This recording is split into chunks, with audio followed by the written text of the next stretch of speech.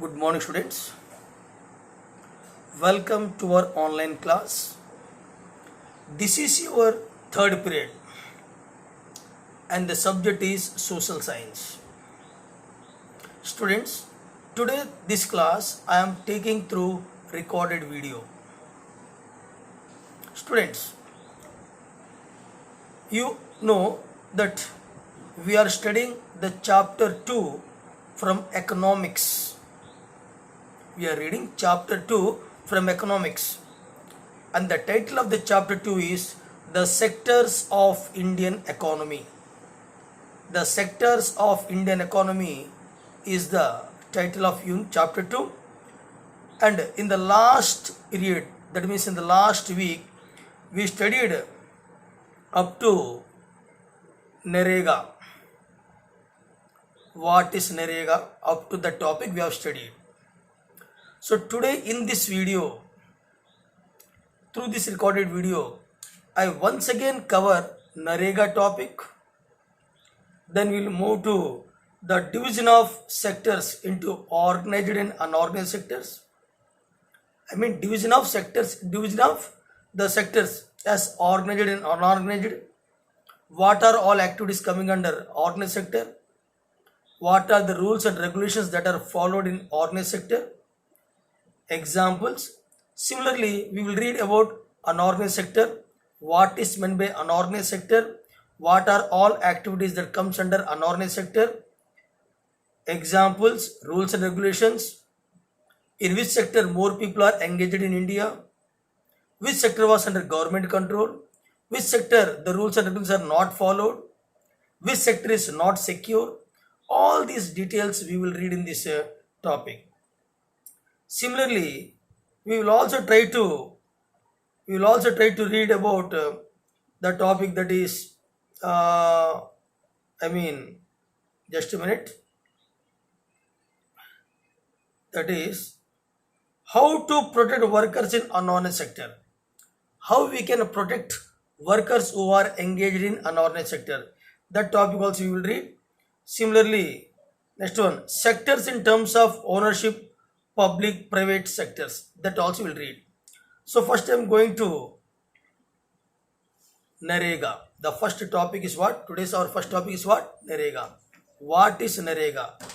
Okay. So students, listen carefully. What is Narega? Today this Narega is changed into Marega. Okay. Today this Narega, was changed into Marega. So first it is given in Narega in our textbook. So let us see what is meant Narega. Narega, National Rural Employment Guarantee Act. National Rural Employment Guarantee Act called Narega. This act was launched in the year 2005. Narega, National Rural Employment Guarantee Act. This Narega was launched in 2005 by the central government. So Narega or Narega 2005 is a law. It is a law which is implemented by government. It is a law which is implemented by the government government of India around 200 districts. This Narega was implemented by the government of India around 200 districts of India. It is referred to as right to work. This Narega can also be called as what? Right to work. It is also referred as what? Right to work. Because it guarantees 100 days of employment in a year by the government to all those who are eligible to work or eligible and able to work. Eligible and able to work. I repeat once again. Narega, National Rural Employment Guarantee Act 2005 is a law which is implemented by Government of India, nearly 200 districts throughout India. It is referred to as a right to work. This Narega is referred to as what? right to work because it guarantees 100 days of work, 100 days of work or employment in a year by the government to all those who are able and eligible to work. The second point, under this NREGA scheme, the Gram Panchayat, here Gram Panchayat generally found in the rural areas. Under this NREGA scheme, the Gram Panchayat, which is called the local body in the rural areas, the Gram Panchayat, after proper verification,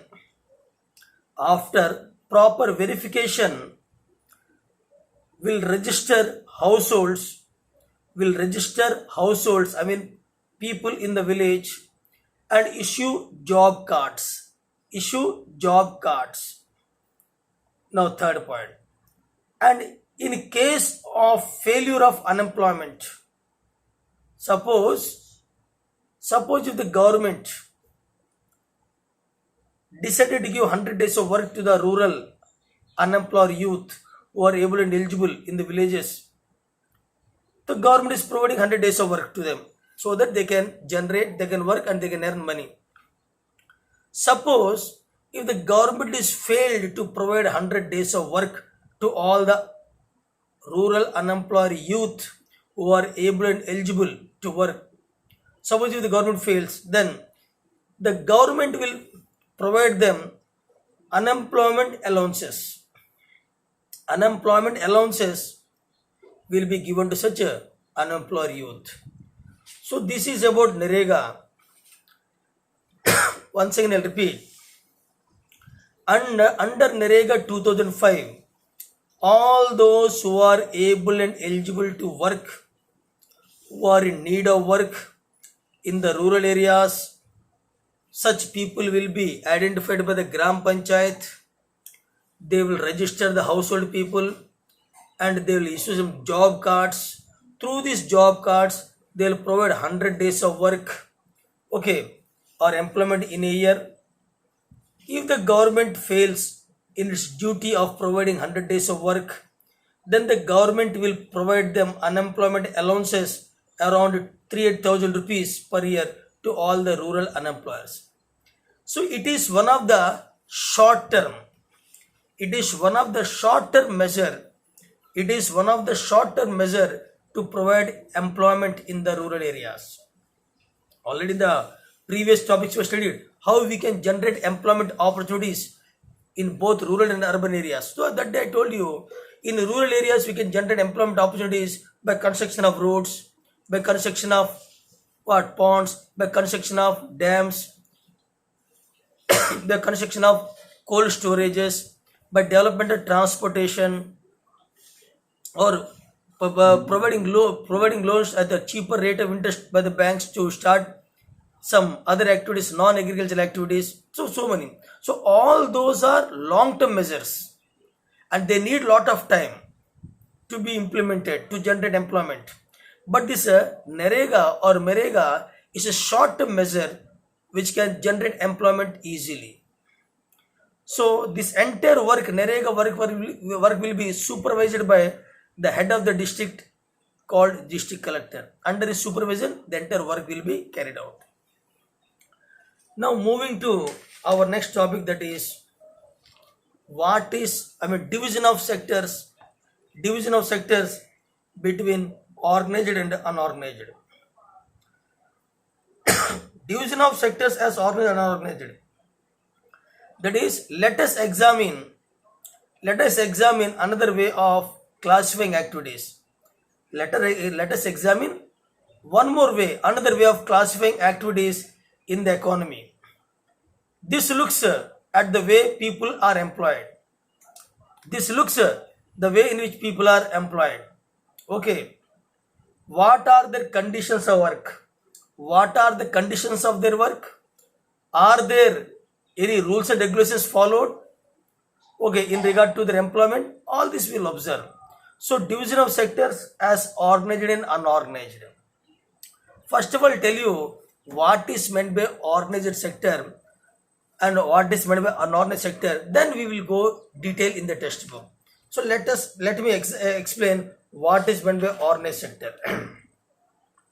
Organized sector, it is one of the sector of the economy, or I can say the entire economy is divided into two sectors. One is organized sector, one is unorganized sector. So first we will see organized sector. Organized sector is one of the sector of the economy. It covers all those enterprises. It covers all those enterprises or places of work where the terms of employment are regular and therefore people get assured work which is under control of government. All the government fixed rules and regulations are followed here. Their wage level will follow a defined pattern. There will be government holidays. There will be gratuity, PF, etc. I repeat, what is organized sector? Organized sector is one of the sector of the economy. This sector is organized one. This sector is under the control of the government. It covers all those enterprises and all the places of work where the terms of employment is found regular, where their employment is found followed a defined pattern, where their salaries are given as per the rules and regulations of the government, where they are getting assured work, where government rules and regulations are followed, everything is there. That is organized sector. I repeat, organized sector is that sector of the economy which is where government rules and regulations are followed, where the people are getting assured work, where the terms of employment conditions are regular, perfect, where the government rules and regulations are followed, where the government have control on this sector, all these enterprises, all the places of work which are following defined pattern of employment, which are following a fixed wage level, where government rules and regulations are followed, where government control is there, where assured work is there, where employment guarantee is there. So all these comes under organized sector. For example, government teachers, office works, government office workers, defense personnels, all these are working under organized sector, where rules and regulations are followed by the government, or where government rules and regulations are followed. Okay, next. Now, what is unorganized sector? What is meant by unorganized sector? Let us see. Unorganized sector is one of the sector of the economy. It is one of the sector of the economy. It is characterized by small and scattered units. I mean, very large and big units are not comes under unorganized sector. So under unorganized sector, all small and scattered units are found in this sector, and these all small and scattered units are largely out of control of government. They are not under the control of government. Unorganized sector is that sector of the economy which is not under the control of government, where government rules and regulations are not followed, and which is not under control of government. In this sector, small and scattered units are generally found. Here there is no assured work is there, no defined wage levels are there, no regular employment is there, no pension, no gratuity, no holidays. In this sector, the workers may be exploited at any time by the owner's will. So this is the condition. Understood? Now, let us see. Moving here. One question I am asking. Distinguish between organized sector and unorganized sector. Distinguish between organized sector and unorganized sector. Suppose if this question is given in the examination, how will you write? See, answer. Organized sector. You can write in tabular form also, but here I am telling in this way. Organized sector. The sector which is registered by the government. That sector of the economy which is registered by the government of India or by the government, any government, either state government or central government. So, organized sector, that sector of the economy which is registered by the government. The terms of employment are regular. The sector is governed by various laws such as Factories Act, Minimum Wages Act, Employment Act, etc. In this sector, the wage level is having a defined pattern. In this sector, the government rules and regulations are followed. Government holidays will be there. Pension will be there, etc. Now coming to the next one, unorganized sector. This sector is not registered by the government. It is out of control of the government. Government have no control on this sector. In this sector, small units or scattered units are there. In this sector, the employment pattern is not regular. In this sector, the wage levels are not defined pattern. Minimum Wages Act is not followed here. In this sector, the laborers are usually exploited.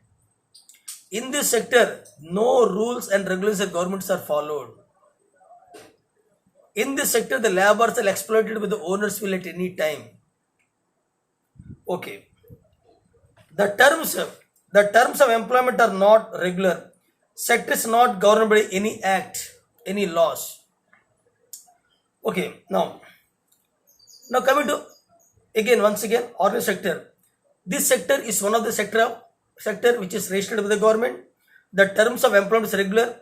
The wage level is different pattern. Government rules and regulations are followed. Here holidays are there. Pension will be there if it is there. Okay. Next one. Here Minimum Wages Act, Factories Act, Employment Act, these rules are followed. Whereas unorganized sector is another sector of the economy which is not registered by the government, where the employment is not regular, where the wage level is not defined pattern, where government rules and regulations are not followed, where the laborers are always exploited by the owners will, etc. Now, the same topic we will read from the textbook. Okay. Now, I am reading, you tell me in which sector these are exploited. That's it, these laborers are working. Kanta, a lady. Kanta works in an office. She attends her office from 9:30 a.m. up to 5:30 p.m. Her office timings. She gets her salary regularly at the end of every month. In addition to the salary, she also gets a provident fund (PF) as per the rules laid down by the government. She also gets medical and other allowances. Kanta does not go to the office on Sundays. These Sundays she is getting holidays. Okay, this is a paid holiday. Sunday is a paid holiday. When she joined the work, she was given an appointment letter stating all the terms and conditions of the work. Now you tell me whether Kanta works in organized sector or unorganized sector. Yes, here Kanta works in organized sector. Here the working conditions are good. The working hours are fixed. Sundays are holidays. The holidays are issued paid holidays. They are getting PF. Okay, they are getting all other benefits like medical benefits, other benefits. So in this way, I can say Kanta is working in organized sector. The second one, Kamal. Kamal is Kanta's neighbor. Who is this Kamal? Kamal is Kanta's neighbor. He is a daily wage laborer. If you will go to work, then only you will get the wage. It's a daily wage laborer in a nearby grocery shop. is going to the grocery shop and working there. If you go, you will get the wage. Otherwise, if you will not go, you will not get the wage. He goes to the shop at 7:30 in the morning and works till 8 p.m. See the working hours. The working hours are more. The working hours are more. 7:30 to 8 p.m. Nearly 12 hours, more than 12 hours. Okay. He gets no other allowances apart from his wage. No other allowances like medical allowances, other allowances, only wage. Next, he was not paid the days which he does not work. Suppose he is not going to suppose he is not going to work on a particular day, for that day he is not paid the wage. Similarly, he has therefore no leave or paid holidays. He is not having leave, he is not having paid holidays. Nor was he given any formal letter when he was kept in the work of the grocery shop. He was not given any appointment letter, any rules and regulations. Okay. He can be asked to leave any time by the employer, I mean the grocery owner. Now tell me here, Kamal is engaged in which sector? You can say. Yes, you are right. He is engaged in unorganized sector. Next one. Here, Kanta works in organized sector. Organized sector covers all those enterprises or places of work where the terms of employment are regular. Okay. People have assured work. They are fixed working hours. Apart from salary, they are getting other allowances and medical allowances. Here all the government rules and regulations are followed, like minimum wage act, Factories Act, Employment Act. Here government rules and regulations are followed. Government had control over this sector. Okay. All shops and establishments, okay, etc. It comes under unorganized sector where rules and regulations are followed. Okay. Because it has some formal processes and procedures. Wherever all formal processes and procedures are followed, that comes under organized sector. Some of these people may not be employed by anyone, but may work on their own. But they too have to register themselves with the government and follow the rules and regulations. There are some enterprises, there are some shops, they are registered by the government and they follow the rules and regulations. So such shops, such enterprises also comes under what? Organized sector. Now, workers in the organized sector enjoy security of employment. In which sector of the economy the workers are enjoying or having the job security? So job security is generally found in what? Organized sector. Fixed working hours, job security, no exploitation, government rules and regulations are followed, minimum wages are guaranteed. So everything is there in organized sector. So workers in the organized sector enjoy security of employment. They also expected to work only fixed hours or number of hours. If they work more, they will be paid, overtime. They paid overtime or paid overtime. Okay, they also get several other benefits like medical benefits, okay, etc. What are these benefits? One is provident fund benefit, one is medical facilities, one is children's education facilities. They get paid leave. Sunday if they will not go, then also they get leave, paid leave. The salary will be given. Payments during holidays. Suppose Dasara holidays, Diwali holidays, they are paid. Okay, provident fund, gratuity, all are given in organized sector. They are supposed to get medical benefits and under the laws they are working. The factory manager has to ensure facilities like drinking water and safe working environment. Okay, when they retire, when the worker in the organized sector retires, then what happens? The worker will get pension as well.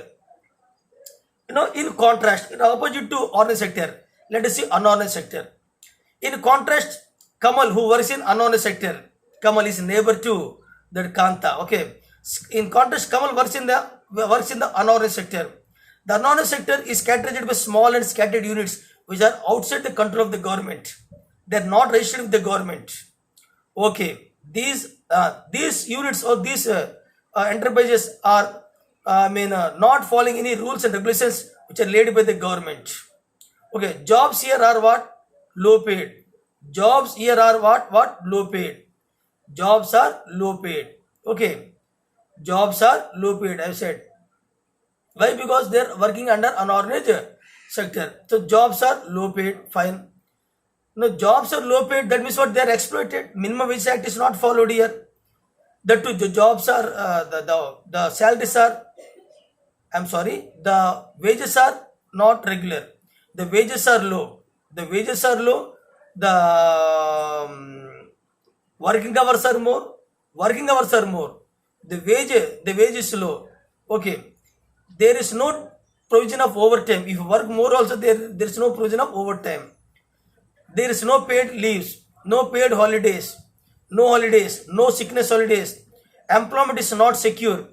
The employer will be remove this person at any time. Okay. The government interference will be very less or not at all in this sector. Okay, when there is less work, such as during what some seasons, okay, some people may be asked to leave. A lot also depends upon the whims and employers. Whims means what? Sudden fancy, sudden. Suppose I am the owner. I got a mood to remove my labor, I removed. Whim, sudden fancy. So the work, the employment of the worker, it depends upon the whims of the owner.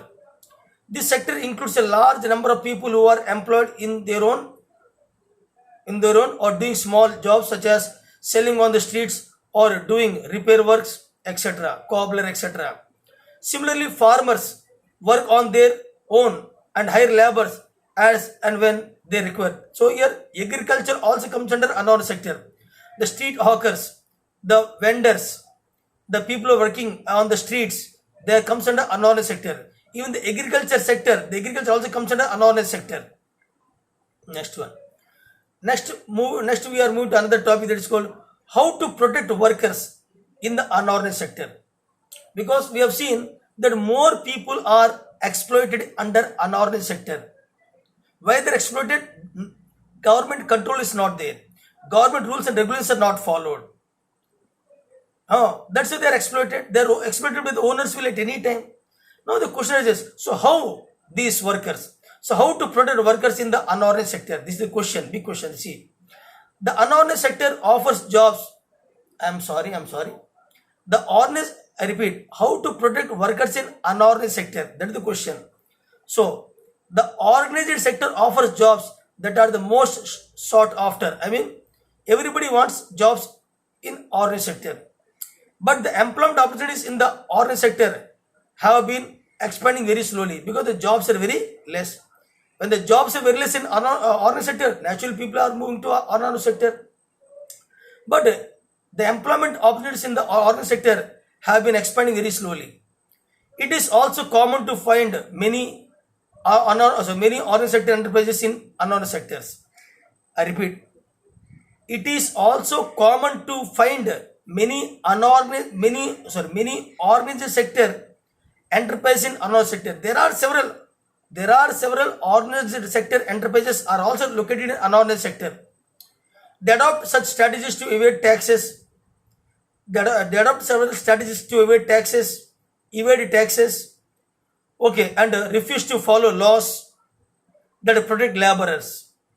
As a result, a large number of workers are forced to do longer hours of work, and they are paid very less. That means they are exploited. So more workers are exploited under unorganized sector.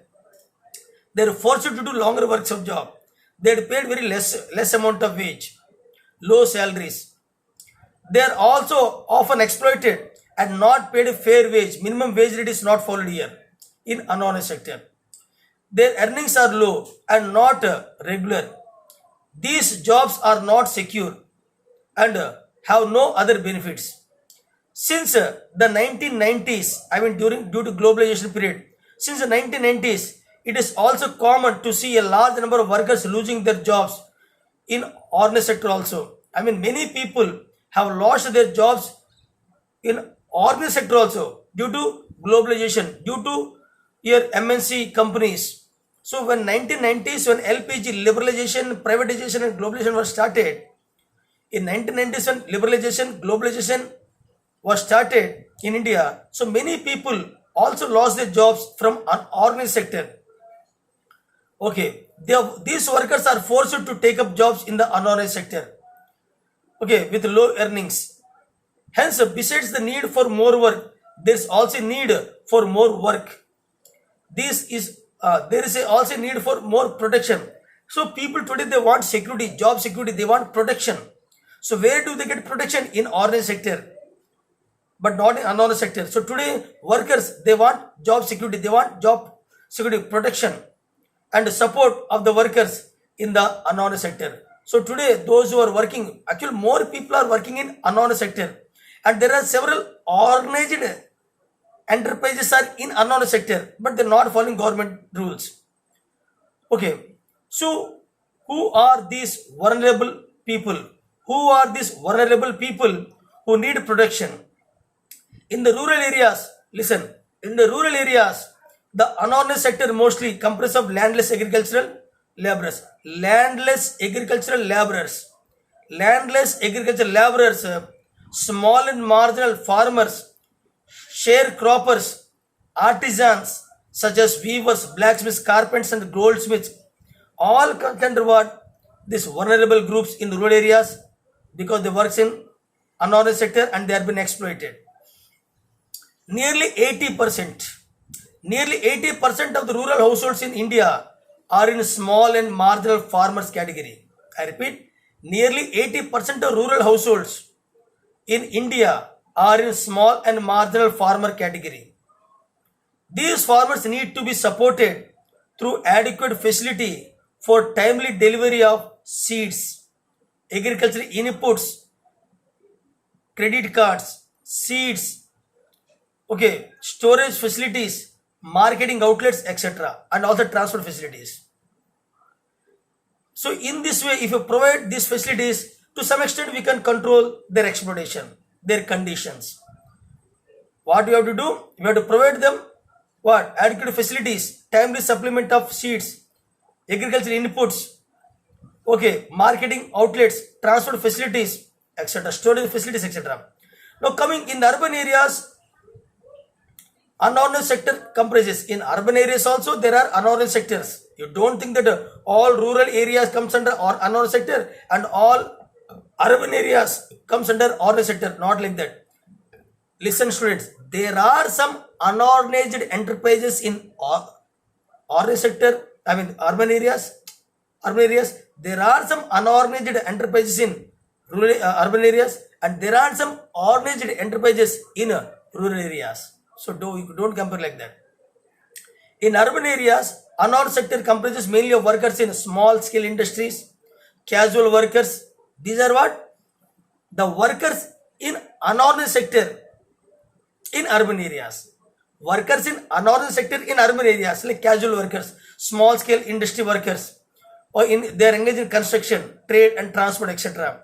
And those who work as a street vendors, okay, head load workers, I mean carrying work, I mean load, okay, hamali we can call, head load workers, garment makers, rag pickers, those who carry bags and collecting the things near your household, rag pickers, etc. Small industry also needs what? Small scale industry nowadays also needs a government what? Support. That's why the Modi's government supported with the 20 crore people to MSME.